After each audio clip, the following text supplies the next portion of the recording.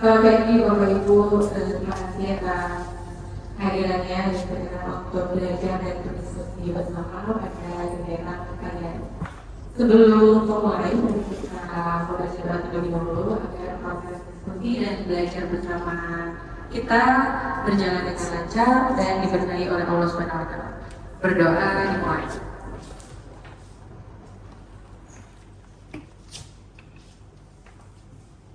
Baik, berdoa selesai. Baik Bapak Ibu, bagaimana kabarnya hari ini? Baik, luar biasa. Asik. Nah, sebelum mulai, saya ada pantun. Jalan pagi ke Bandung membeli payung, siangnya berjemur agar hangat. Untuk Bapak Ibu, ayo tersenyum agar kita selalu semangat.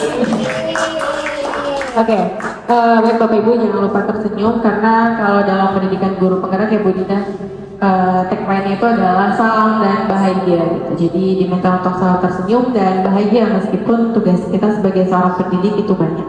Nah, selanjutnya adalah hari ini kita akan mendiskusikan tentang budaya positif dan segitiga restitusi yang tentunya Bapak Ibu pasti sudah menjalankan. Kita mulai dari sebuah pertanyaan pemantik. Bapak Ibu nanti bisa menyampaikan setuju atau tidak setuju sebelum kita masuk ke diskusi kita. Yang pertama adalah 1. Hukuman dapat mendisiplinkan anak. Kira-kira Bapak Ibu setuju atau tidak? Setuju. Setuju. Pak Robi setuju? Oke. Kalau yang kedua, pernyataannya adalah pemberian hukuman dengan hal positif seperti membaca atau membersihkan halaman sekolah dapat meningkatkan disiplin anak. Setuju atau tidak setuju Bapak Ibu? Tergantung. Tergantung. Kenapa Miss? Kalau saya guru matematika, kalau saya suruh baca kayaknya kurang match gitu. Mungkin hukumannya yang relate sama mapel saya. Oke, berarti ada kesinambungan dan kepasan mapel dengan hukumannya gitu ya Miss. Baik, yang ketiga,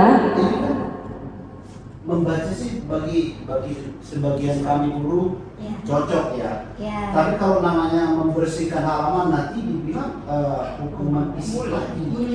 ya hukuman fisik. Padahal katanya kan nggak boleh lagi. Iya. Apa namanya? Yang saya belajar kan gitu. Mendisiplinkan anak itu jangan sampai mempermalukan kan gitu. Benar, kuncinya mendisiplinkan anak tidak boleh mempermalukan ya Pak. Ya, setuju banget Pak. Kemudian yang ketiga, memberi penghargaan dapat meningkatkan motivasi belajar anak. Kira-kira Bapak Ibu setuju atau tidak? Setuju? Waduh, setuju 100%. Kita kan sering ya memberikan reward kepada anak.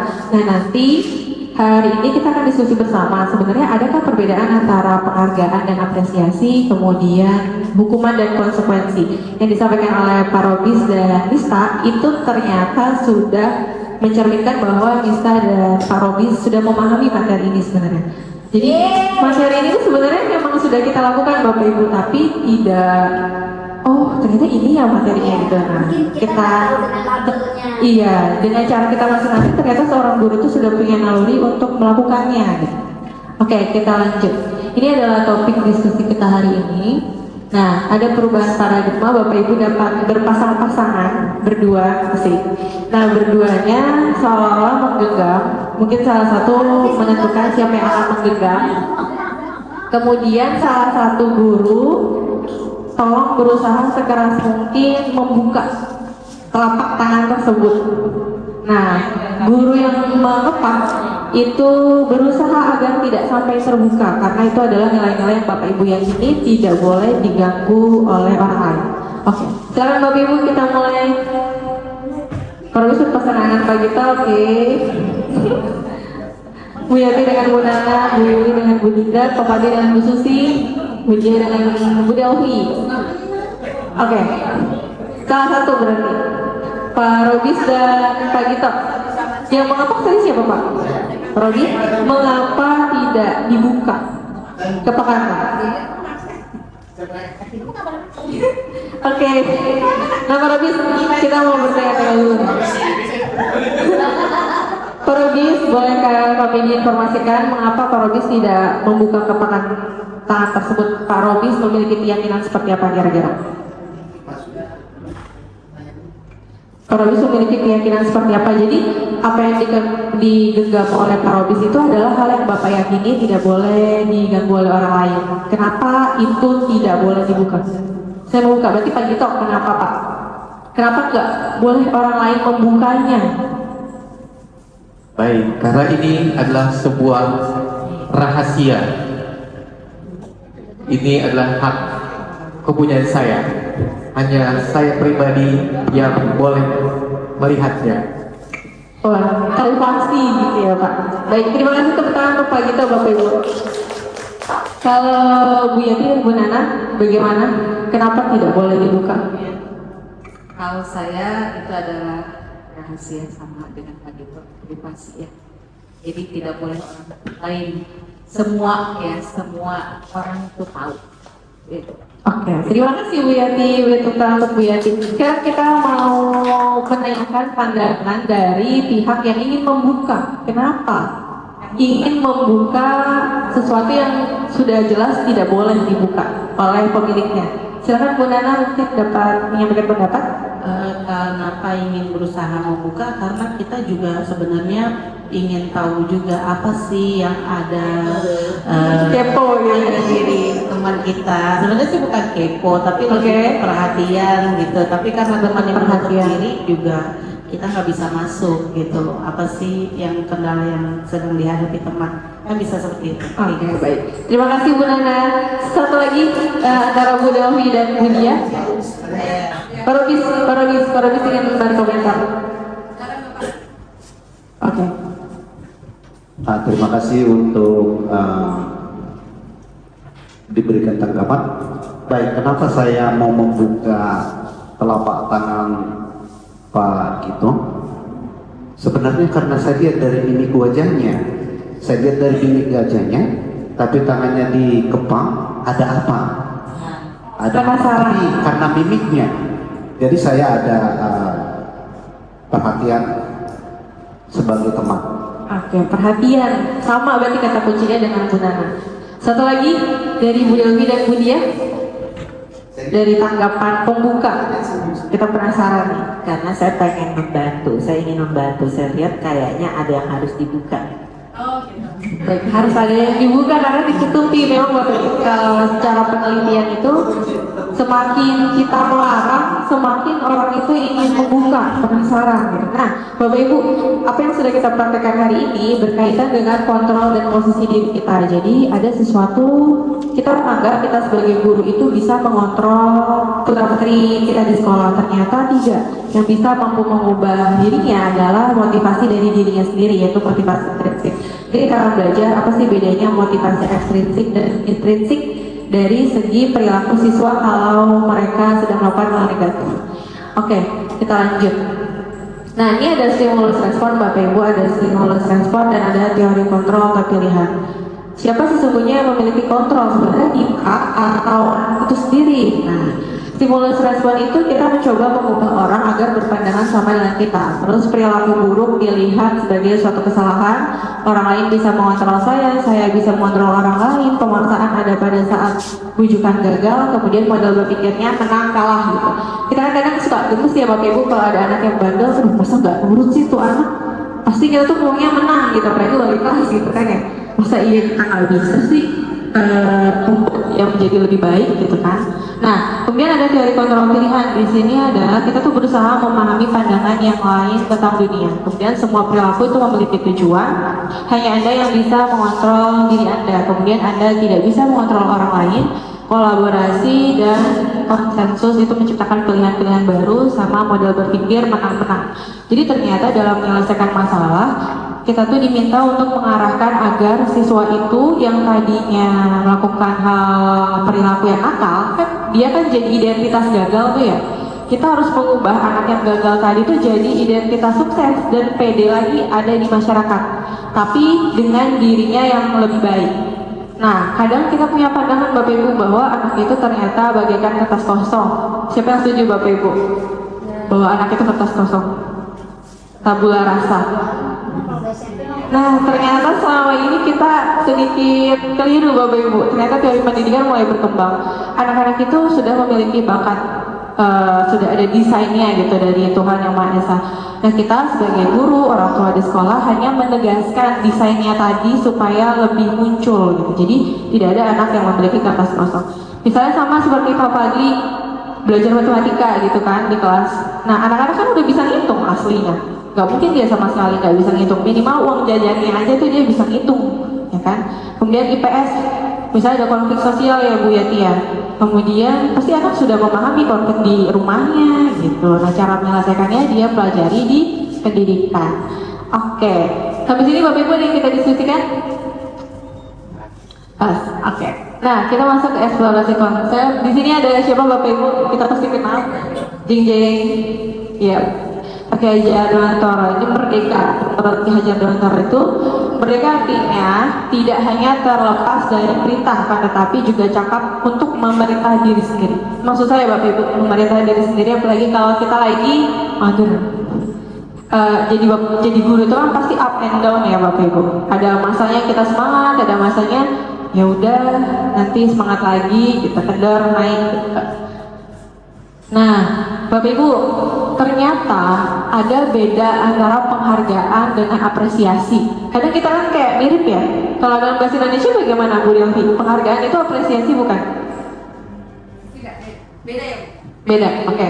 Nah, tapi kadang ternyata kita suka menyamakan. Nah, dihukum oleh penghargaan. Jadi ada suatu penelitian, ada sekelompok anak yang biasa dikasih hadiah sama gurunya, kemudian dia kreativitasnya paling bagus itu dikasih hadiah. Dan penelitian menunjukkan setelah beberapa tahun kemudian kreativitas anak itu di masyarakat ketika sudah dewasa langsung drop.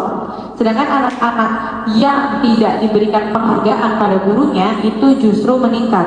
Jadi kenapa bisa begitu? Karena anak itu fokus belajarnya untuk dapat tujuan, yaitu hadiah dari gurunya. Makanya mungkin saja perilakunya beda. Misal sama Bu Dinda biasa dikasih hadiah, sama Pak Fadli gak dikasih hadiah. Nah, nanti perilakunya bisa beda tuh. Input anak berperilaku terhadap Bu Dinda dan Pak Fadli pasti pelajaran Pak Fadli, matematika lagi jam terakhir gak ada hadiah. Kalau Bu Dinda jam terakhir, yes ada hadiah, saya mau belajar besok pokoknya. Nah, itu bisa beda gitu ternyata. Nah, yang pertama ada pengaruh jangka pendek dan jangka panjang. Jadi kalau kita ngasih penghargaan ke anak, ternyata hanya untuk jangka pendek. Nah, penghargaan itu ternyata menghukum Bapak Ibu. Berarti untuk tugas kita juga ya, mungkin kalau misalnya di mendidik anak kita di rumah, ternyata kalau misalnya ranking 1 dibeliin HP, Jangan dilakukan juga gitu ya. nah, lanjut. Kemudian penghargaan itu tidak efektif. Kemudian penghargaan itu merusak hubungan. Nah, merusak hubungan itu contohnya tadi perilaku anak berperilaku terhadap Bu Dinda dan Pak Fadli ternyata berbeda perilaku karena hadiah. Atau saat selebrasi Bapak Ibu, kalau saya dikasih hadiah kan pasti anak-anak langsung berdua. Tapi kalau misalnya nggak dikasih hadiah, boro-boro mau angkat tangan kan, diem aja. Nah, kemudian penghargaan itu menurunkan kualitas seperti penelitian tadi. Lalu penghargaan mematikan kreativitas, penghargaan itu mengurangi motivasi intrinsik. Memberikan penghargaan itu meningkatkan efek tingkat pembelajaran Bapak Ibu. Memang prestasi belajar meningkat, tapi itu untuk jangka pendek dan bisa merusak hubungan antara guru dengan siswa, terutama hubungan siswa dengan guru yang tidak memberikan hadiah. Nah, ini bentuk program kebajikan apresiasi. Jadi apa yang harus kita lakukan Bapak Ibu? Yang pertama, kita boleh memberikan bentuk reward tapi dalam bentuk apresiasi, beri pengakuan secara khusus. Jadi khusus kenapa kita itu membanggakan dia gitu. Kemudian beri pengakuan secara pribadi, jadi private. Nah, kamu sudah menunjukkan kemajuan, tolong ditingkatkan gitu misalnya. Beri pengakuan kepada semua murid bergantian. Pernah saya mendengar Bapak Ibu di kelas itu kayaknya Bu itu lagi yang dibangga-banggain gitu. Kemudian kalau misalnya dijelek-jelekin itu lagi gitu. Nah, kemudian beri pengakuan secara konsisten. Jadi secara konsisten, wah kamu sudah lebih baik ya. Ternyata kita harus memberikan hal itu kepada anak-anak. Sama fokus pada proses bukan tujuan. Meskipun endingnya anak-anak itu hasilnya tidak seperti yang kita inginkan, tapi kalau prosesnya memang dia sudah lebih baik, berarti kita perlu memberikan apresiasi kepada anak-anak. Kira-kira Bapak Ibu setuju atau tidak tentang diskusi kita hari ini? Setuju? kalau yang Backgroundnya Bu, olahraga itu Itu kompetisi. mendulang prestasi gitu ya. Itu apresiasi, benar. Iya, itu apresiasi karena kan berkaitan dengan pemberian pengakuan secara pribadi khusus spesifik dilakukan oleh berjenjang gitu. Kemudian yang dinilai kan pasti proses, karena kalau anak-anak dalam kompetisi itu kan ada kegiatan yang dia lakukan sebelum dia menang. Itu memang secara Saya kan sedih. Rupanya dia diam pergi ke rumah orang tua yang dicoret sepedanya. Saya tahu kenapa. Saya ditelepon orang tua yang korban itu istilahnya. Jadi orang tua itu pun merasa jadi terenyuh, apa namanya? Begitu. Dia tanggung jawab sekali anak itu sampai ke rumah untuk minta maaf karena sudah mencoret sepeda temannya. Jadi yang saya perhatikan gini tadi Bu Umi kan ada tadi apresiasi, ada hukuman ya kan. Saya mau tahu sebenarnya anak kita itu bagaimana dari rumah. Karena gini, ya kita mungkin rasa dulu ya, berusaha rasa dulu ya. Kalau kita dihukum mengerti ya. Kalau kita dihukum mengerti, kalau sekarang anak itu dihukum tidak mengerti. Karena apa? Karena dulu mama saya, kalau saya dihukum guru, saya kasih tahu di rumah saya dipukul guru, saya malah dipukul lagi. Gak mungkin gurumu memukul kamu kalau kamu tidak salah, gitu. Tidak ada yang iya. Jadi itu yang perhatikan. Jadi saya sebenarnya karena restitusi itu ya kan, itu saya senang kali dengan. Saya sebenarnya udah kepingin bertanya siapa Raswa yang sebenarnya keluarganya, kenapa anak itu? Apa karena dia di karate contohnya didisiplin atau memang udah terbina dari rumah tangga seperti itu? Tapi dari rumah ya. Iya. iya luar biasa ya Pak. Nah ini menarik Bapak Ibu, diskusi Pak Robis itu ternyata berkaitan dengan mungkin kebutuhannya Razwa yang tidak terpenuhi. Jadi dalam kebutuhan dasar manusia itu ada 5. Yang pertama itu adalah kebutuhan bertahan hidup. Kira-kira kalau Razwa perilakunya seperti apa Pak? Kasih sayang dan rasa terima kasih. Wah. Dan dia menerima konsekuensi apa yang Dia terima. dan menyadari Bahwasanya dia salah. Dia salah. Oke, Bu. Sudah bisa menerima. Nah, posisi untuk bertahan hidup itu biasanya ketika anak itu tidak terpenuhi perutnya, rumahnya. Jadi kebutuhan yang berkaitan dengan psikologis, fisik, biologis gitu. Jadi ketika dia misal kesalahannya itu ngantuk karena tidak sarapan, nah ini bertahan hidup Bapak Ibu. Jadi ibaratnya dia itu aja dengan dirinya belum selesai gimana dia mau berperilaku baik gitu. Kemudian yang kedua, kebebasan. Kebebasan itu misalnya dia tidak mau diganggu misalnya di kelas. Misalnya, apa sih Bu? Ya udah sih, suka-suka saya gitu. Itu kebebasan, berarti ada hak dia yang tidak dipenuhi di rumah dan itu perlu kita penuhi di sekolah. Kemudian penguasaan. Dia itu merasa senang memerintah teman-temannya gitu, atau misalnya dia jadi leader dalam suatu perkumpulan teman, cycle-nya gitu. Nah, berarti dia penguasaannya itu kurang, atau misalnya di rumah terlalu dikekang. Kemudian kasih sayang dan rasa diterima. Ciri-ciri anak yang seperti ini tuh misalnya dia sangat senang ketika diperhatikan. Jepitannya baru ya nak? Iya Bu, makasih ya Bu. Gitu. Nanti pasti besoknya datang lagi, Bu, jepitan saya baru Bu. Gitu. Jadi dia ada senang karena perasaannya diterima. Kemudian kesenangan itu bersenang-senang. Contohnya kalau di kelas 7C itu lempar-lempar makanan tuh dia senang tuh. Nah mungkin di rumah ya dia nggak bisa melakukan kesenangan yang sedemikian senangnya di sekolah gitu. Ini pernah tuh Bu terjadi, saya punya murid di kelas itu tuh dia di rumah dengan dia di sekolah tuh beda banget. Mungkin Bu Nana tahu ya Bu Nana, karena Bu Nana juga pembina PMR. Jadi suatu saat di pembagian rapat fase 1 nilai PMR itu tidak ada, hanya ada nilai KIR. Nah memang PMR dan KIR itu berbarengan, bersamaan. Kemudian menanyakan kepada saya sebagai wali kelas, bukan nilai PMR-nya tidak ada, padahal sering latihan dan bajunya sering kotor gitu. Kemudian otomatis saya konfirmasi kepada pembina, yaitu Bu Nana, apakah benar Faris tidak memiliki nilai karena apa? Karena pengakuan orang tua dia selalu ikut gitu. Kemudian lanjut, setelah itu diselidiki, memang ternyata tidak pernah latihan sama sekali. Jadi dia pulang sekolah itu selalu kotorin bajunya gitu. Nah, cuma memang ini saya juga membutuhkan diskusi ya Bapak Ibu. Ketika kita menghadapi yang seperti itu dan orang tuanya itu benar-benar posisi membela gitu. Jadi misalnya kalau bagi rapot ya saya, ibunya, anak gitu kan. Saya tuh nanya ke anaknya dan jawab ibunya gitu selalu. Jadi sepertinya terlalu didominasi di keluarga. Nah kira-kira cara untuk menyadarkan orang tuanya itu saya belum dapat tuh. Saya selalu diskusi sama Bu Nana gitu. Tapi cara terbaik kenapa? Karena saya juga tidak ingin mengubah anak itu menjadi buruk di pandangan orang tuanya. Karena anak itu juga sebetulnya masih dalam koridor baik. Cuma bahaya nih.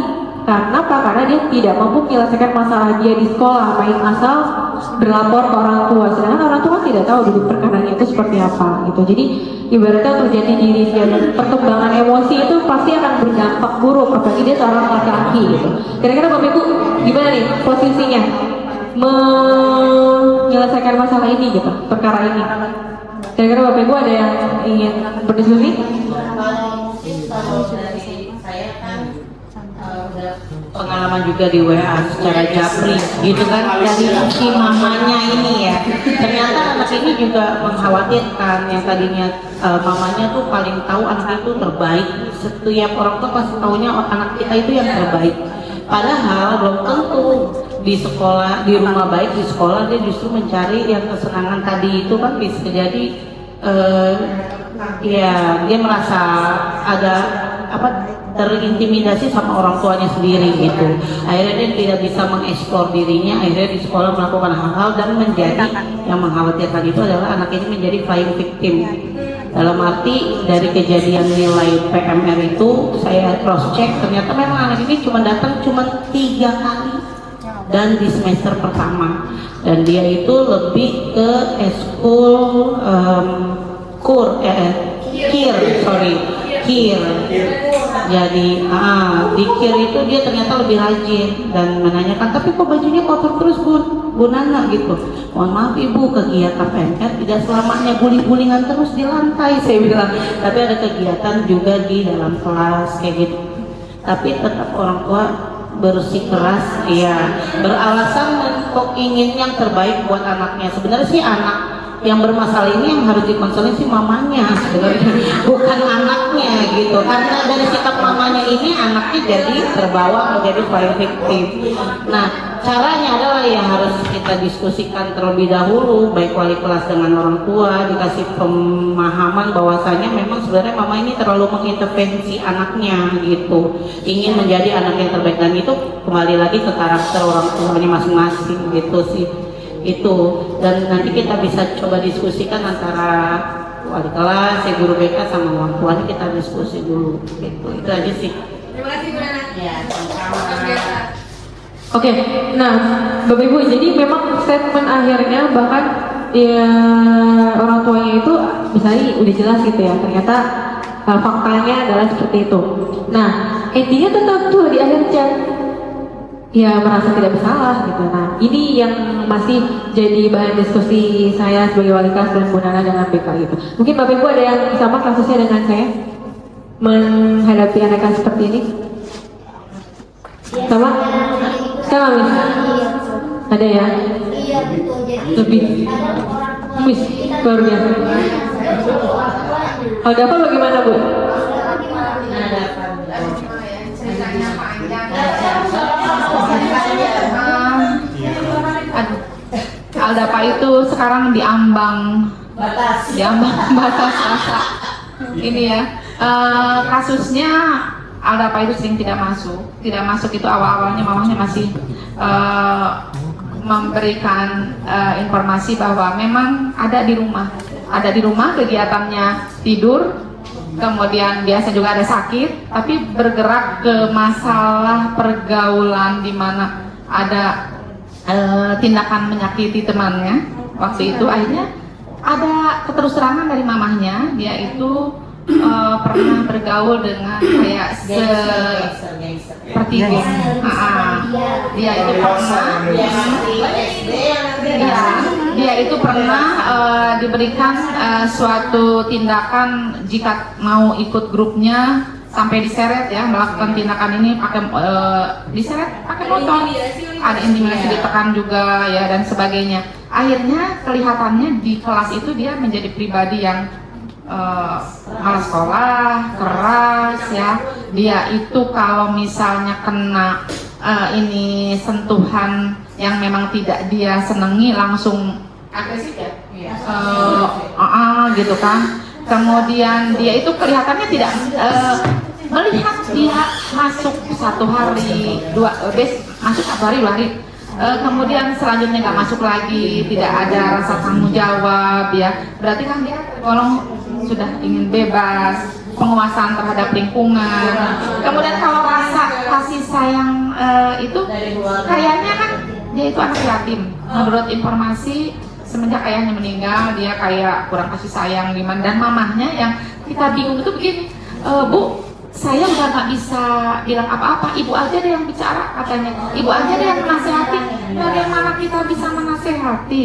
Kita kan cuma 7 jam, itu pun saya kan misalnya wali kelas itu paling 2 jam ya dalam satu ini, 2 jam itu.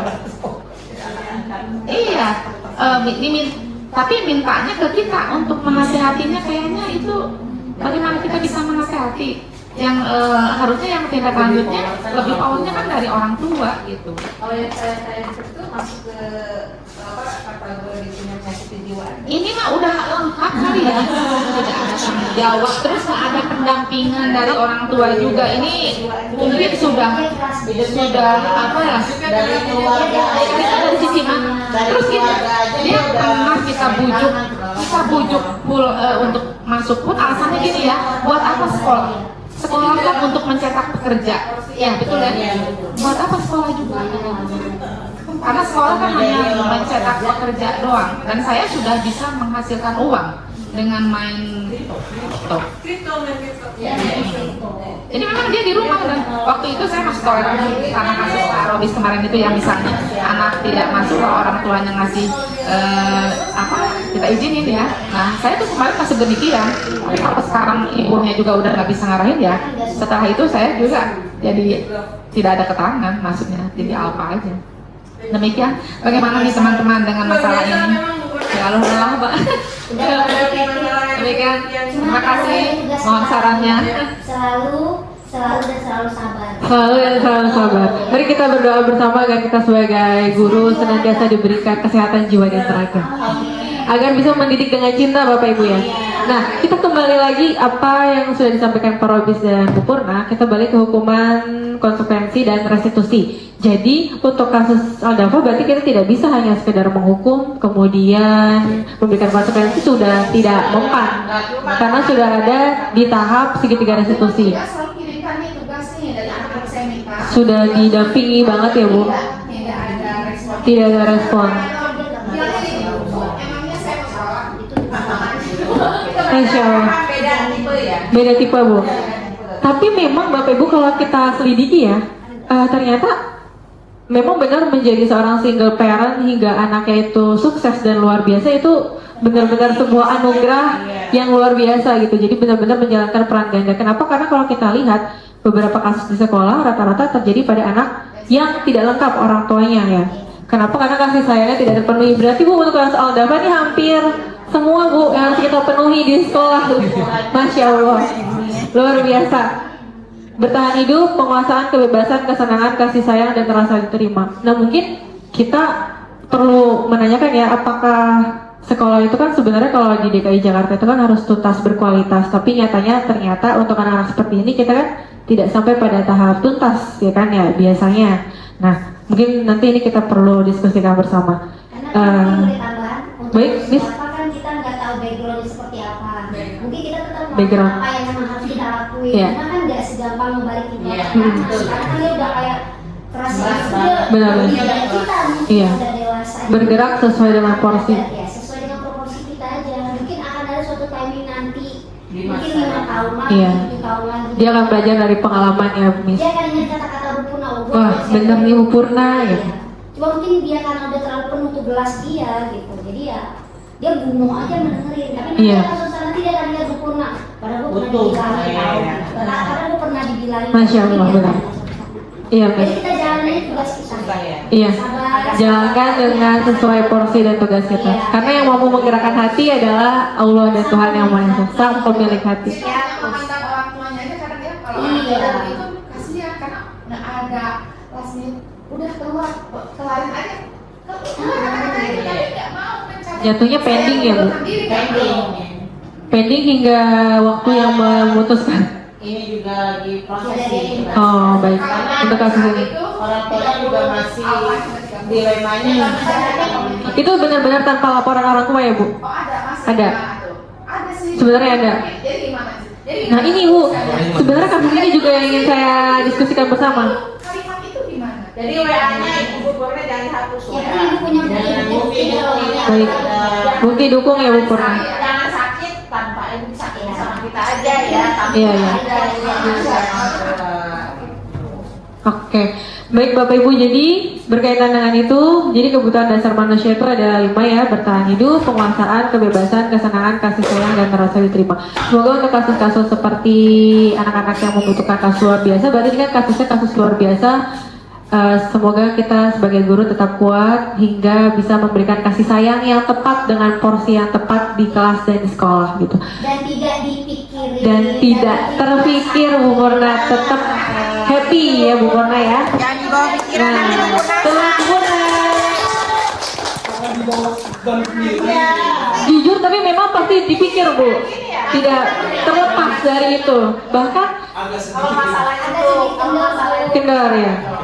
Karena saya merasa juga Bapak Ibu mikirin anak di kelas dan sekolah itu lebih luar biasa daripada mikirin anak di rumah. Karena kalau anak di rumah kita kerja ya udah ya lepas gitu, lillahi ta'ala. Tapi kalau misalnya anak di sekolah kita bahkan sambil menyusui anak aja masih mikir, aduh itu masuk nggak ya gitu. Nah itu masih mikirin. Luar biasa Bapak Ibu, pantesan kalau misalnya jadi guru anugerahnya adalah surga ya Bapak Ibu. Karena memang luar biasa. Tampilkan segitiga restitusi. Jadi maaf Ibu. ya, oke.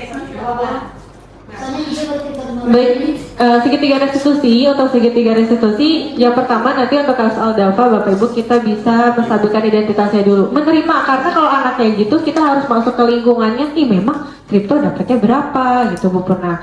Tapi memang ini kan sudah terjadi ya Bu, jadi mungkin untuk kasus-kasus kita berikutnya ketika kita menghadapi memvalidasi ibaratnya sama itu kan sudah membudaya, Aldafa itu sudah menjadi pribadi yang seperti itu. Nah ini perlu kita selami kehidupannya, ikut dulu. Kenapa? Karena nyatanya juga tidak semua keluarga mau membuka pintunya dengan lebar ketika wali kelas itu masuk. Bisa karena nggak enak, situasi rumah berantakan, atau kayaknya terlalu banyak yang harus diceritakan gitu. Kita sebagai wali kelas itu punya banyak porsi, sebagai orang tua juga, sebagai kadang menyiapkan sepatunya, atau misalnya sepatunya udah rusak, kadang sepatu aja sampai diceritain juga ke kita kalau rusak gara-gara anak sekolah penyebabnya karena sepatu. Kemudian yang kedua adalah memvalidasi kebutuhannya. Tadi kebutuhannya ada 5 kebutuhan dasar, kemudian setelah itu baru nilai-nilai apa yang kita sepakati. Nah selanjutnya adalah ketika kita sudah melakukan segitiga restitusi, nah ini ada beberapa ciri Bapak Ibu. Kalau misalnya penghukum, dia itu guru berbuat menghardik atau menunjuk-nunjuk, menyakiti, nyindir gitu. Itu termasuk kategori penghukum. Guru berkata, kalau kamu tidak melakukannya, awas ya, nilai kamu jelek di rapot. Nah itu contoh penghukum. Hasilnya dia akan jadi pemberontak, menyalahkan orang lain dan berbohong. Nah Bapak Ibu nih, ada kasus berbohong. Ada salah satu anak di kelas saya yang itu sebenarnya sudah mendapat psikolog bantuan karena dia lagi ada tugas akhir pasca sarjana. Dia ternyata dapat laporan, saya sudah menyampaikan ke orang tua bahwa anak ini secara psikologis punya kemampuan untuk memutarbalikkan fakta dan jika tidak dibenahi dalam proses pembelajaran dan keluarga itu bisa berbahaya, dan itu benar-benar saya rasakan dalam sebuah kasus kehilangan HP di kelas. Jadi awalnya umpet-umpetan Bapak Ibu, kemudian dia tuh pada saat itu saya yang benar-benar ada dalam setiap proses saya mencari tahu siapa gitu, dan seperti tergesa-gesa, ya Bu, ini Bu, gitu. Jadi seperti pro, padahal dia yang mengumpetin gitu. Karena mungkin kasusnya udah jatuh ke wali kelas, biasanya kan ngumpetin selesai gitu ya, nanti tiba-tiba kembali. Karena udah jatuhnya di wali kelas, kemudian orang tuanya juga follow up ke saya, pasti kan saya benar-benar mencari ini siapa gitu kan. Sampai dia itu nuduh satu siswa Abraham karena sakingnya dia tidak bisa komentar gitu ya, speak up gitu. Nah itu sampai akhirnya dia itu ini apa namanya menyalahkan orang lain. Sampai hari Sabtu itu saya panggil orang tua dan beberapa anak yang sekiranya itu terlibat, didudukin di sini saat itu, dan akhirnya dipanggil satu-satu bersama dengan BK. Baru dia ngaku, Bu, saya umpetin, saya letakkan di kelas 9D, kelas 9 Ibu Susi. Itu luar biasa Bapak Ibu, benar-benar dia itu, kalau misalnya saya lagi nonton film-film detektif gitu ya, itu tuh ternyata luar biasa jadi seorang detektif dan seorang polisi gitu, bisa sedemikian hebatnya loh Bapak Ibu. Saya sampai datengin beberapa anak, sampai saya tuh nggak boleh nuduh nih anak, padahal saya sebenarnya udah tahu dua kandidatnya. Nah, untung ada saksi mata, yaitu Mas Aan, yang melihat dia itu memutar di kelas 9D gitu. Jadi saat itu banyak saksi baru. Nah, anak ini juga dapat catatan dari psikolog tersebut bahwa kita tuh nggak bisa memberikan data atau perintah instruksi jika tidak ada data. Kalau tidak ada data, maka dia benar-benar bisa membelokkan fakta. Luar biasa memang. Ini tugas kita ya Bapak Ibu. Nah, cerdas tapi bahaya nih kalau udah ada di masyarakat ya. Jadi plan victim, ya Miss ya. Di kelas Ibu ada. Iya. Jatuh uang Iya. di dompet, pasti kita nggak akan jauh nyarinya dong. Iya, dekat situ. Itu doang, paling kan diinjek kan ya. Tapi dia dengan itu enggak gitu kan. Kan dia anak kecil pasti si ini. Ternyata betul. Ya kita juga bukan kita. Dia aku, dia diambil, diselipin, disepit di sini. Yang kasih. Sama kayak ngumpetin kunci jawabannya sudah. Aja ya Miss. Udah. Benar-benar. Udah kriminal. Nah, makanya saya pernah tuh Miss menyampaikan Bapak Ibu di kelas bahwa kelas dan sekolah itu adalah laboratorium masyarakat. Kalau kamu melihat teman kamu seperti itu, nanti di masyarakat kamu akan melihat seperti itu.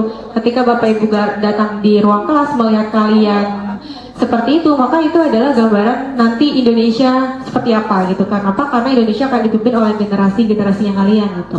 Kemudian untuk kaitan dengan dunia berkualitas, murid itu meletakkan guru di luar dunia berkualitas. Jadi guru-guru, murid-murid, ya kan saya melakukan diri sendiri karena motivasinya masih ekstrinsik, disuruh. Murid berkata, biarkan saja, nanti juga marah-marah lagi juga biarin aja, emang aku udah terkenal bandel, emang kenapa gitu biasanya muncul kalau kita jadi penghukum ya.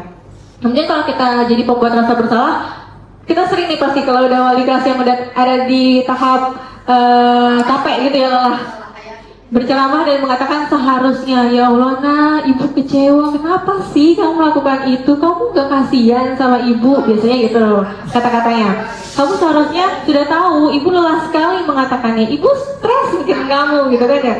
Kemudian menyembunyikan, menyangkal, berbohong. Nah, murid meletakkan guru di dalam dunia berkualitas. Maafkan saya, jadi jatuhnya masih ekstrinsik dan masih menempatkan murid sebagai identitas yang gagal.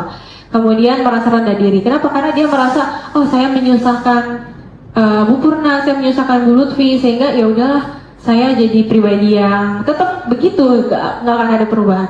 Kemudian di posisi selanjutnya kita progres ke samping teman. Nah, kalau posisi teman, ayolah lakukan demi ibu. Masa kamu tidak mau? Ingat, tidak, ibu pernah bantu. Ayo kamu pasti bisa demi ibu gitu. Nah, ini bisa buat ketergantungan. Ketika misalnya tidak ada guru tersebut yang menyemangati, maka dia akan drop karena nggak ada gurunya. Atau misalnya pernah Bapak Ibu mendengar cerita kalau misalnya kan kalau SD kan masih guru kelas ya. Guru kelasnya itu luar biasa menyemangati, ketika SMP tidak ada gurunya, dia langsung drop prestasinya. Maka orang tua membandingkan SD, anak saya pintur Bu, SMP kok menurun ya gitu. Nah, karena motivasinya masih ekstrinsik. Ketergantungan, nggak ada begitu, nggak ada apa itu, ya udah saya bisa aja gitu. Kemudian pemantau, kalau pemantau itu apa peraturannya? Kita tuh kayak ngitung-ngitung Bapak Ibu, menyesuaikan diri, kemudian murid meletakkan guru, peraturan dan hukum itu di dunia berkualitas. Misal kita ngasih bintang atau ngasih reward. Kamu tahu kan kalau peraturan di kelas kita misalnya terlambat maka tidak bisa masuk ke kelas misalnya gitu. Nah, itu adalah bentuk hukuman. Pemantau, jadi kita menghitung-hitung dia salah apa, kita mantau hukumannya apa gitu. Kemudian yang terakhir adalah level manager. Nah, level manager ini adalah dianggap sebagai yang terbaik Bapak Ibu untuk saat ini, kita nggak tahu perkembangan ke depan nanti. Ini dia mengajukan pertanyaan-pertanyaan, apa yang kita yakini, apa yang bisa kita kerjakan untuk memperbaiki masalah ini, kemudian menguatkan pribadi, murid meletakkan dirinya sebagai individu yang positif dalam dunia berkualitas, bagaimana caranya saya bisa memperbaiki keadaan, sama mengevaluasi diri bagaimana cara memperbaiki diri. Nah, ketika Bapak Ibu sudah ada di level manajer, posisi kontrol ini, Bapak Ibu bisa sesekali bergeser ke teman, ke pemantau gitu. Jadi semua 5 posisi kontrol ini nggak mungkin kita lakukan satu saja. Kenapa? Karena di level manajer pun kita perlu dan bisa bergeser sewaktu-waktu ketika memang menghadapi anak yang tidak bisa terus kita ada di posisi manajer. Jadi bisa geser ke teman, pemantau, nanti balik lagi ke manajer. Cuma mungkin jangan Gitu. selalu itu gitu. Iya, Kita bisa nulis ini tergantung tergantung kebutuhan, situasi dan kondisi. tergantung situasi. Tapi jangan selalu jadi pembuku aja selama setahun kan. Iya. Maksudnya apa kombinasi ya sama Kombinasi. Namun lebih baik kita ada di 3 ranah ini, teman, pemantau, atau manajer. Kenapa? Karena identitasnya kita sudah berhasil mengubah dia jadi identitas yang sukses. Nah, Bapak Ibu, mari kita sama-sama bergerak dari kita buat peraturan, pemantau, kemudian konsekuensi, hadiah, ya kan, ke arah nilai-nilai manajer atau memperbaikinya. Kenapa? Karena ada sebuah ada sebuah diagram. Pertama ini peraturan kelas. Berarti ini peraturan, kalau dia salah ini, hukumannya ini. Keyakinan. Nah, setelah keyakinan akan muncul lingkungan positif dan akan muncul budaya positif. Dan ini akan mendukung visi misi sekolah. Gitu. Nah, selanjutnya adalah, jadi kalau kamu tidak, yang tadinya kita berkata-kata, kalau kamu tidak belajar, kamu tidak naik kelas gitu. Saya akan, nah ini diberi konsekuensi untuk membuat tidak nyaman. Jadi murid tidak nyaman. Kemudian apa yang kamu yakini, bagaimana memperbaiki masalah ini, memperbaikinya, kita berdua mendapatkan apa yang kita butuhkan gitu. Jadi kita fokus dari peraturan pemantau ke manajer dan fokus untuk memperbaikinya. Selanjutnya Bapak Ibu, saya mohon izin tanggapan tentang demonstrasi kontekstual yang sudah dilakukan. Jadi ada sebuah tugas, mohon Bapak Ibu diskusikan kita bersama apakah sudah sesuai atau belum. Saya izin diputar ya Bapak Ibu ya.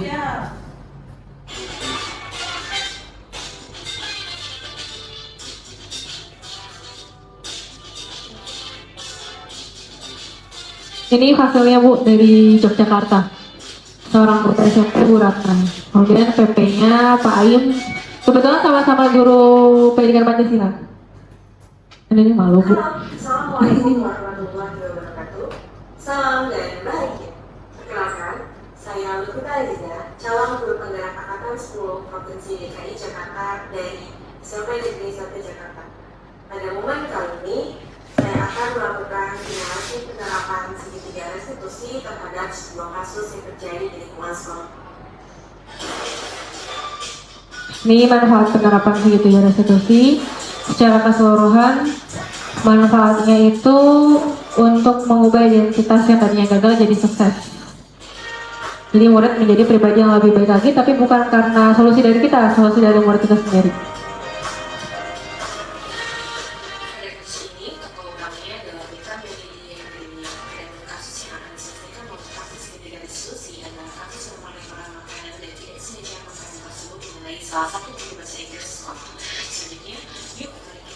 Ini kasusnya benar terjadi Bapak Ibu, terkena Pak Amira.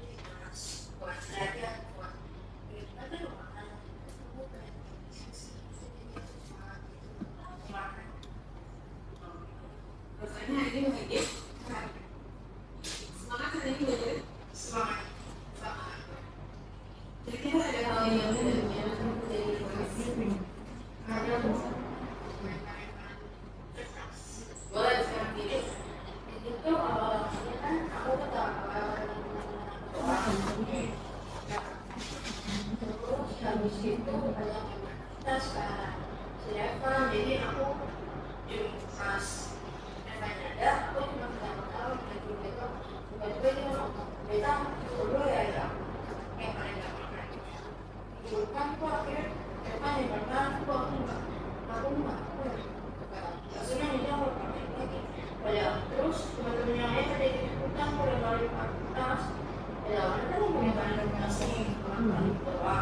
Terus tiba-tiba yang makan ke arah sisi aku kira mau kembali. Terus dari situ karena mayoritas aku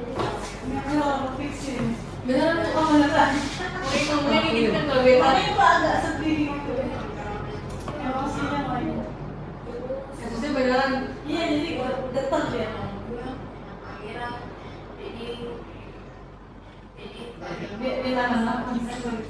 Terus sendoknya kuning kan nggak bagus. iya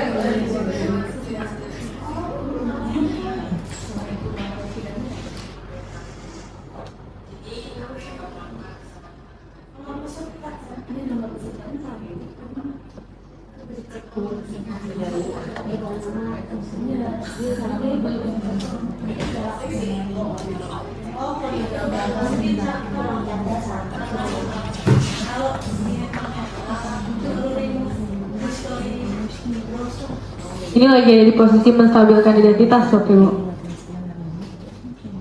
Ada beberapa pertanyaan validasi.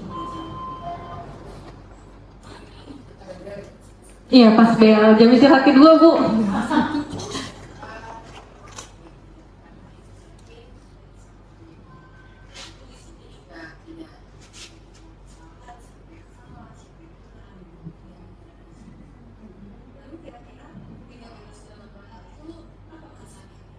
Memang perlu diakui Bapak Ibu untuk melakukan segitiga restitusi itu kita perlu banyak waktu, sedangkan waktu itu kita seperti kurang ya dalam bekerja. Jadi memang ini jadi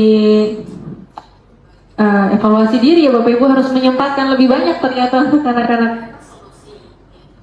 Padahal rutinitas kita sehari-hari dengan tugas Bapak Ibu pasti banyak, udah capek ya kan, sudah lelah, jam mengajar banyak.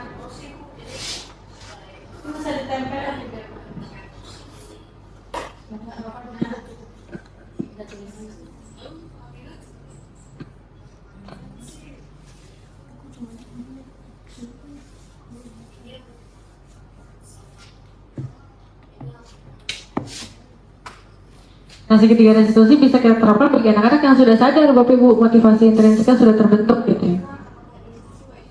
Makanya kita sesekali untuk menangani anak yang tidak seperti beta, kita bisa bergeser ke level teman atau pemantau untuk pertama-tama.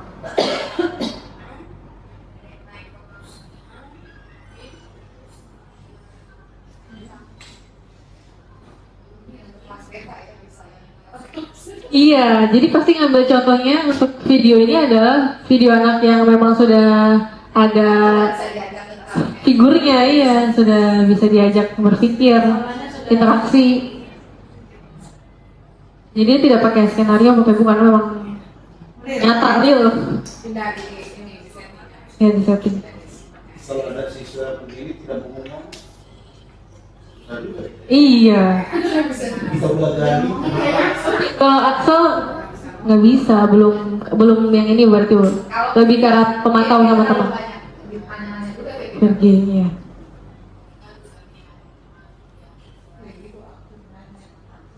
Pelajaran Ibu ya Bu, suka IPS. Iya.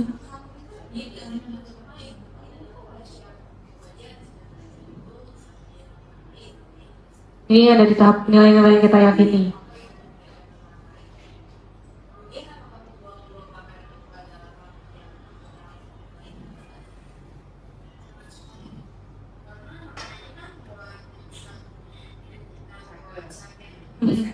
Pelajaran biologi.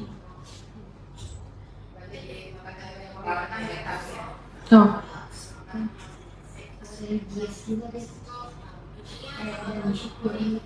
Mensyukuri. Diksinya nggak aku pilihin, Miss.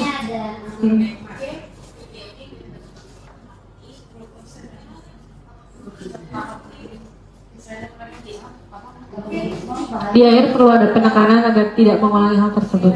Nah, selanjutnya ada testimoni Bapak Ibu. Saya lihat kayak gini, dan pada saat itu anak itu bisa sadar pelakunya. Begitu lewat lupa. Lupa. Jadi pas aku keluar, Iya bang. Halo Nak, bagaimana perasaan kamu setelah melakukan segitiga restitusi bersama Bu Lutfi sebagai wali kelas? Setelah kegiatan ini sih aku merasa lebih lega dan badan aku kayak gak bersehat.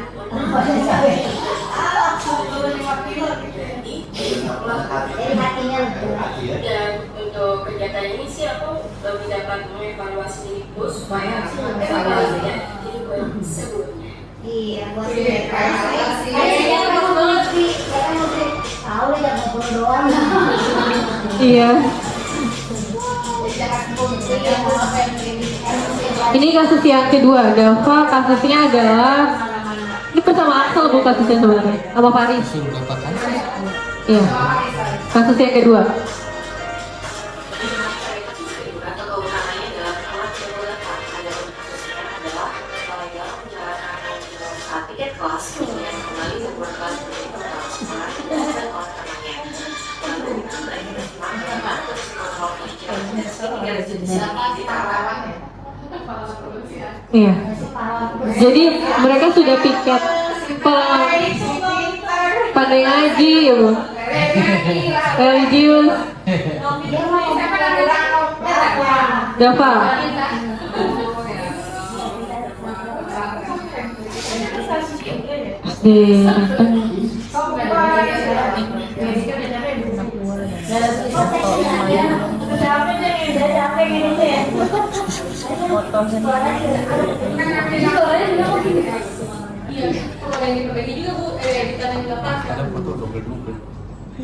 Jadi kasusnya dia sudah piket di hari Selasa, tapi setelah piket dia bercanda. Nah habis itu ngeberantakin lagi sampai akhirnya udah bersihin, akhirnya pada pulang nggak ada yang bersihin. Dilaporkan sama PJ piket, skrek, kotor, bener saya ke atas kotor. Terus saya telepon beberapa anak yang bisa terhubung, Dava sudah posisinya ada di tim, balik lagi dia ternyata bu bersihin. Bareng Faris, Axel, bu. Kemarin hari apa ya? Kamis. Mereka bareng-bareng. Jadi ditendang-tendang itu lempar gitu karton. Ikut, makanya terlibat.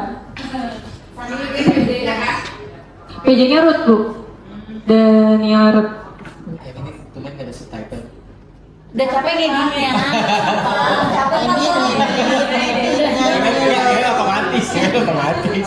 Otomatis sebenarnya Pak ada AI-nya, tapi kan perlu revisi.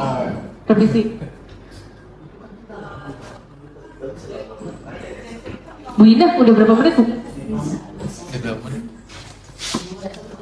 Ini 37. 37. Tadi 15. Baru 37. 40. Oh ya. Terakhir ini diem aja. Tadi mati soalnya bu. 15 menit. Dua kasus bu di tugas. Kita langsung masuk ke refleksi ya Bapak Ibu. Silakan diminum Bapak Ibu santai.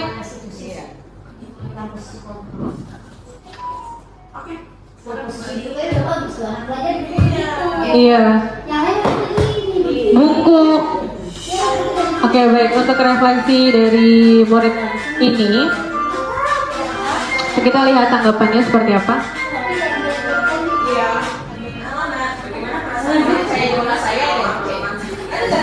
Idola Bu Yati, idola semua guru bu ternyata. Semua buat story.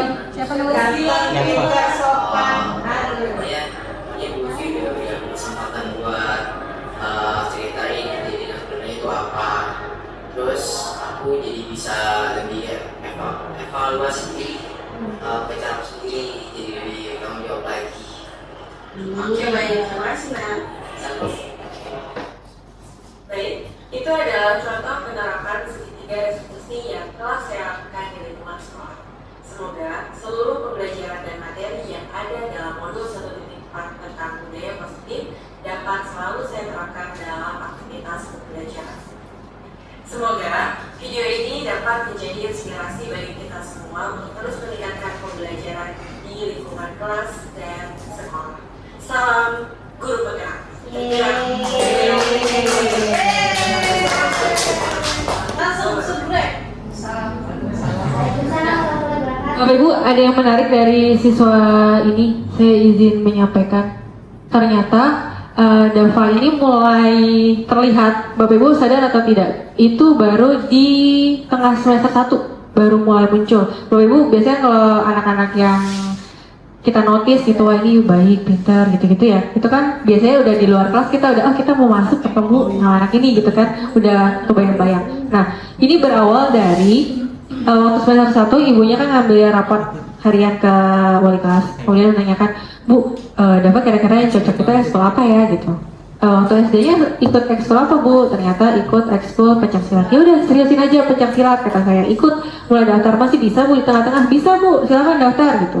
Nah, sejak saat itu dia berprestasi dan budaya positif yang dilakukan di sekolah SMP Negeri 1 kembali mendulang prestasi itu benar-benar membuat Dava berubah dari SD. Nah, ini bisa saya sampaikan berubah. Kenapa? Karena ada kepercayaan diri yang muncul dan ternyata waktu itu ada salah satu tugas CGP membuat trapesium usia Bapak Ibu. Jadi di trapesium usia itu anak diperlihatkan. Sebentar, saya izin menampilkan trapesium usia.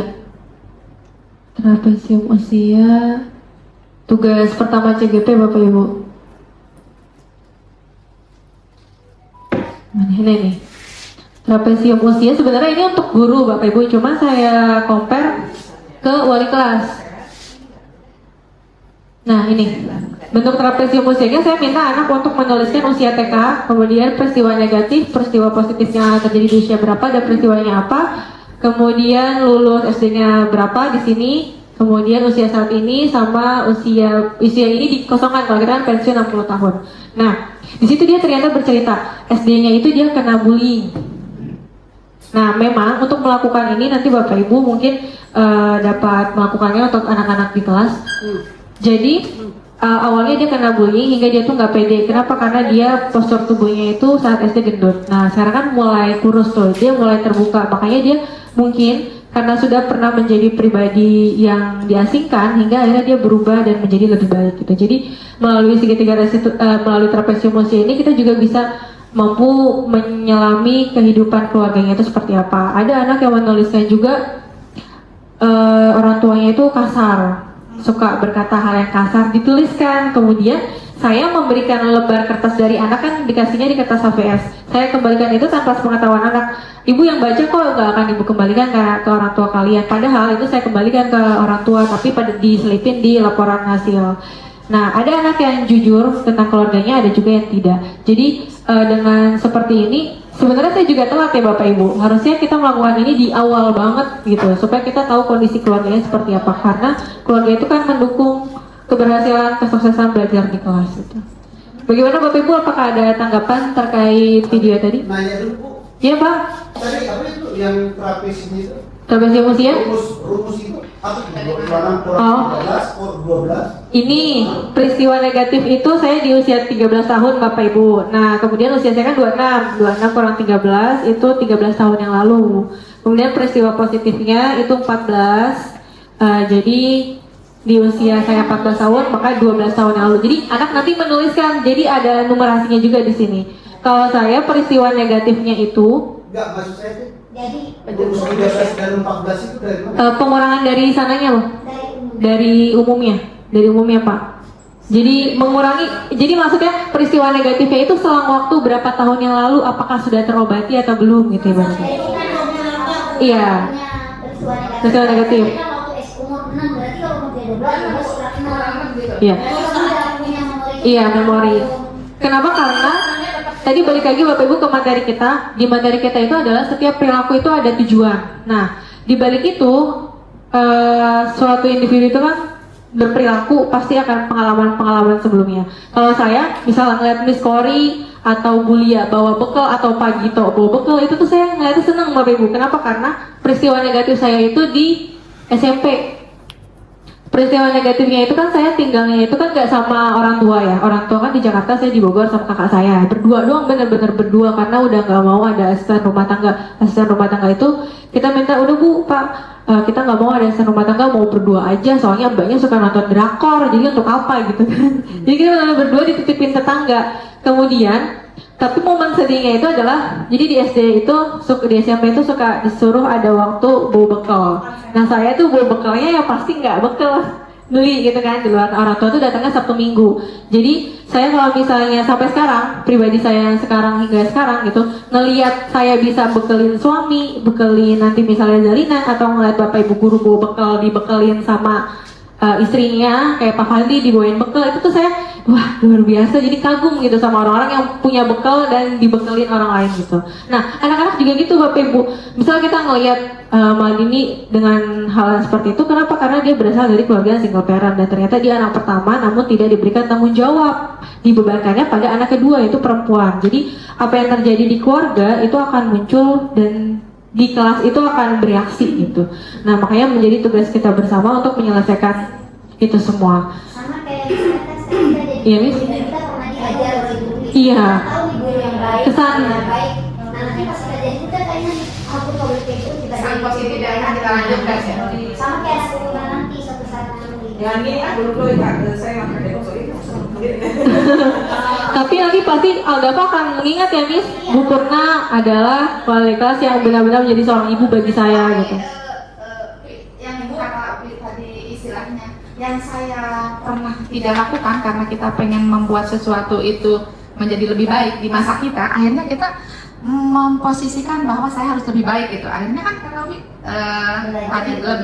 saya akan memposisikan bahwa sampaian saya di masa lalu, pengalaman negatif itu dikemas menjadi sesuatu yang positif di masa yang akan datang. Itu lebih bagus gitu. Iya. Ulang lagi ya Miss. Iya, agar menjadi bahan evaluasi. Tapi sebetulnya kalau saya begini, Bagaimana Pak? saya kan anak yatim, bapak saya nggak ada dari kelas 1 sih. Terus ibu saya itu hanya apa namanya? Ya peternak yang saya rasakan itu kan bukan peternak sukses ya, walaupun ada kambingnya banyak, tapi maksudnya gini, saya jadinya lebih dewasa menanggapi karena gini, saya nggak pernah dikasih uang jajan, tapi saya tidak jadi mundur untuk pergi sekolah. Dan saya itu kalau melakukan sesuatu, saya selalu terima konsekuensi. Digebukin guru pun saya akan terima itu. Karena memang nggak seperti sekarang, dipukul aja langsung ngadu ke sana gitu. Tapi saya langsung melihatin, kalau saya tidak mengubah diriku sendiri, saya tidak akan jadi. Saya lihat di sini dari SD pun saya tidak bawa makan bekal ke sekolah dan saya tidak makan pagi dari rumah. Akhirnya saya pikir saya tidak punya uang. Akhirnya saya bisa buat prakarya dari karton, dari bekas jeans yang dibuang orang, dari kain baju, tepung. Saya jual, teman bilang, saya percaya diri memakai itu. Akhirnya teman bilang gini, mau dong? Bayar. Jadi ladang. Bayar. Saya agak sedikit bisa oret-oret menggambar. Cuan. Iya. Paling sedikit, ya beli mie dari kantin supaya saya lapar lu saya gitu. Berarti itu karunia dari Allah. Jadi saya lakukan itu. Maksud saya gini, saya nggak mau lihat ibu saya menangis karena saya tidak melakukan karena menuntut itu aja gitu loh, apa namanya itu. Nanti kalau saya bilang, mama juga nggak kasih uang jajan, ngapain sekolah? Saya akhirnya sol sepatu Bu, sol sepatu. Saya ambil cari lidi payung, saya asah, saya buat karena saya lihat tukang sol. Saya sol sendiri. Saya cari di luar. Terus karena saya tidak bisa, saya nggak berani minta beli baju ke orang tuaku. Jadi saya tahu ngerti jahit sisik, tahu jahit sisik itu? Ya dibuat gini-gini. Jadi celanaku penuh banget, tapi saya buat seni. Jadi saya pergi ke sekolah. Saya pergi ke sekolah dengan mau ditambal pun celana itu, tapi saya pikir gini, keren kan? Saya bilang ke teman saya, keren kan? Enak loh. Jadi sepatu Jadi sepatu saya gini Bu, dulu yang paling hebat saya cari sepatu bola yang rusak, yang solnya sudah keturunan. Saya cari sol sepatu lain, saya tutup itu sepatu bola itu, kan kulitnya bagus. Itu mau ditendang, mau dibakar, teman juga pakai disuruh pakai rokoknya nggak bakalan rusak karena kulit. Jadi saya bisa mandiri begitu oleh karena memang karena keadaan gitu loh. Tapi pernah merasa, kenapa sih kok gue jadi kayak gini gitu? Ada rasa penyesalan pada saat itu ya? Nggak sekarang. Nggak pernah. Pertanyaannya Pak, ada kan nilai-nilai yang disampaikan orang tua? Misalnya kayak itu yang saya gali. Orang tua aku juga bilang begini. Orang tua aku juga bilang gini. Kalau kamu mau jadi anak di rumah ini, apa namanya? Jangan permalukan keluarga ini, gitu. Iya, itu. Saya pernah kabur kelas 2 SMP, pernah kabur dari sekolah. Tapi saya udah mau berangkat dari Jakarta. Saya pintar main biliar. Kelas 2 SMP saya udah pergi tanding cari duit ke sana kemari. Tapi pas limit udah hampir mau pergi kan, udah uang banyak dapat ini. Kakak saya datang begini. Mama sakit loh. Kami udah mau beli tiket, tapi hanya karena dia bilang mama sakit. Aduh. Kalau saya nanti udah ke Jakarta nggak bisa lihat lagi mama saya. Balik saya. Tapi mama saya udah potong ayam. Mungkin kamu udah lebih 2 minggu nggak makan. Ada mama apa? Masak. Lemah saya dan apa namanya? Mau kabur itu nggak jadi. Saya urungkan. Hanya nilai kok gitu. Tapi kadang ibu saya marahin saya. Dia bilang gini, lebih berharga kambing itu dari kau katanya teman saya. Kenapa? Karena kalau kambing itu dijual masih bisa membiayai hidup di rumah ini. Kalau kau berarti kau pergi aja dari diusir saya kadang Bu. Tapi apa namanya? Ya kalau saya nggak sekolah, ya begini nasib saya terus seperti itu. Kalau itu kesadaran saya. Kalau saya nggak pergi sekolah, maka saya akan jadi pecundang, tidak akan bisa mengubah nasib. Kalau orang tua aku petani, kambing begini, begini terus ya, seperti itu. Jadi kalau saya dengan ibu kita bilang, kita dulu dibully ya kan? Jangan kan di depan kelas, kalau di depan kelas masih mending. Di lapangan besar itu, Robi 9 juta, sini, angkat kakimu, waduh mak. Jangan contoh ini kata guru sama nggak pernah jadi itu buat kita, nggak sekolah lagi lah. Tentang kebetulan kalau cerita Pak Robis luar biasa. Berarti kata kuncinya dari apa yang sudah Pak Robis ceritakan ke kita, ada prinsip yang sudah Pak Robis miliki dan itu berhasil ditanamkan oleh orang tua Pak Robis ya. Nah, masalahnya adalah Bapak Ibu, untuk generasi Alpha dan Z ternyata ada perbedaan ini Pak, perbedaan psikologis. Misalnya nih, dari generasi Bapak kan dekatnya ke generasi saya ya. Kemudian dari generasi saya ke generasi anak-anak itu tuh ternyata ada perbedaan pola yang dipengaruhi juga oleh lingkungan. Kalau anak-anak kita yang sekarang, dia itu terlalu instan, jadi apa-apa udah cepat. Kalau kita kan dulu masih usaha ya Bapak Ibu, nulis, ada proses, fighting. Iya Pak? Satu kuncinya, kalau saya baca buku, prinsip orang tua, ya, Pak? baca buku, ada masih kerja di sawah atau kambing belum dilepas atau ayam di apa? Kayak camat kau di situ kau baca-baca masih banyak kerja. Masya Allah. Beri banget nih, apalagi kita bisa belajar. Iya. Tapi ibu saya bilang gitu. So hebat banget kau kayak anak bupati di situ baca-baca masih banyak kerja di sana. Iya. Alam tuh kambing. Iya. Tapi maksudnya kita jadi bukan gini. Ya pusat sekolah nggak kayak gitu apa gimana? Ibu saya itu apa namanya? Nggak ada sekolahnya kan. Kelas 2 SD-nya tamatnya. Tapi nggak tahu kenapa dia bisa buat jinakan saya. Saya sampai sekarang berpikir itu. Karena saudara Pak ya. Karena orang tua nggak pernah kasih uang jajan, nggak pernah nak jajan, nggak seperti ini, tidak pernah setiap hari masakan nasi untuk saya. Saya Bu dari kelas 2 SD udah masak sendiri. Karena gini, tapi caranya mereka gini, dikosongkan semua makanan sampai kita lapar. Terus dia bilang gini, hebat kali saya harus masak di kau, banyak kerjaan masih yang harus saya kerjakan katanya. Kalau kau mau makan makan kamu di situ, masak. Bikin langsung masak.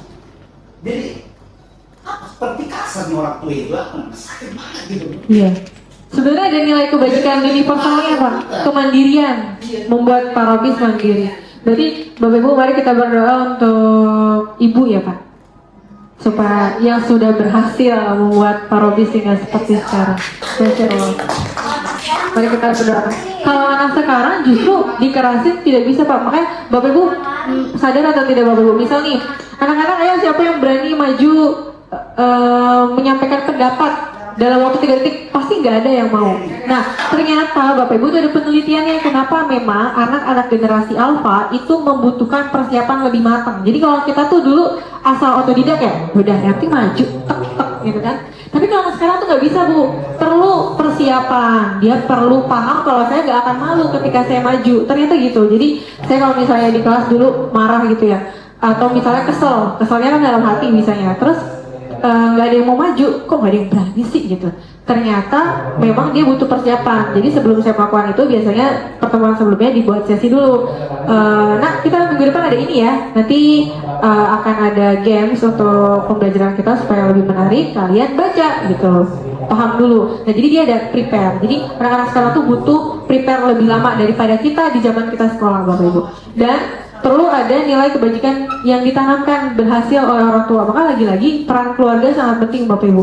Dan sepertinya kita membutuhkan waktu untuk di awal pertemuan itu sebenarnya ada parenting ya. Kita parentingnya belum ada. Pasti ketemu orang tua tuh by chat or pas saat pembagian raport, ya kan? Itu. Nah, kalau saya dulu kenapa ditinggal Bapak Ibu kerja, orang tua saya menanamkan kalau bisa jadi teringat. Orang tua saya kan guru Bapak Ibu. Menyampaikan gini, nah, ibu sama bapak itu kerja ngurusin anak orang lain.